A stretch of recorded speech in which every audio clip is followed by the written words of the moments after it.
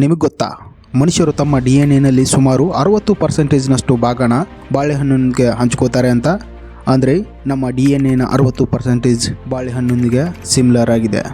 ಇದು ವಿಚಿತ್ರ ಅಂತ ಅನಿಸಿದ್ರು ಈ ಆಕರ್ಷಕ ಸಂಗತಿಯು ಭೂಮಿಯ ಮೇಲಿನ ಎಲ್ಲ ಜೀವಿಗಳು ಎಷ್ಟು ಪರಸ್ಪರ ಸಂಬಂಧನ ಹೊಂದಿದ್ದಾವೆ ಅನ್ನೋದನ್ನು ತೋರಿಸುತ್ತೆ. DNA ಜೀವನದ ಮೂಲ ಘಟಕವಾಗಿದೆ ಮತ್ತು ನಮ್ಮನ್ನು ಜೀವಂತವಾಗಿಡುವ ಜೈವಿಕ ಪ್ರಕ್ರಿಯೆಗಳ ಸಂಕೇತವಾಗಿದೆ. ಮಾನವರು ಮತ್ತು ಬಾಳೆಹಣ್ಣುಗಳು ವಿಭಿನ್ನವಾಗಿ ಕಾಣಿಸುತ್ತವೆ, ಆದರೂ ಬೆಳವಣಿಗೆ, ವಿಭಜನೆ ಮತ್ತು ಶಕ್ತಿ ಸಂಸ್ಕರಣೆಗಳಂತಹ ಅನೇಕ ಮೂಲಭೂತ ಜೀವಕೋಶಗಳ ಕಾರ್ಯಗಳು ಹಲವಾರು ಸ್ಪೀಸೀಸ್ಗಳಲ್ಲಿ ಒಂದೇ ಆಗಿರುತ್ತೆ.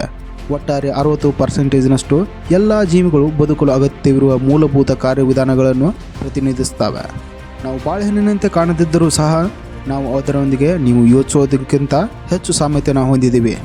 ಭೂಮಿಯ ಮೇಲಿನ ಜೀವಿಗಳು ಆಳವಾದ ಸಂಪರ್ಕನ ಹೊಂದಿದ್ದಾವೆ. ಎಲ್ಲ ಜೀವಿಗಳು ಸಾಮಾನ್ಯ ವಂಶಾವಳಿಯನ್ನು ಹಂಚಿಕೊಳ್ತವೆ. ಆ ವಂಶಾವಳಿಗಳು ಲಕ್ಷಾಂತರ ವರ್ಷಗಳಷ್ಟು ಹಳೆಯದಾಗಿವೆ. ನೀವೇನಾದರೂ ಮುಂದೆ ಬಾಳೆಹಣ್ಣನ್ನು ನೋಡಿದ್ರೆ ಈ ಫ್ಯಾಕ್ಟ್ನ ನೆಟ್ ಮಾಡ್ಕೋತೀರಾ ಅನ್ಕೋತೀನಿ.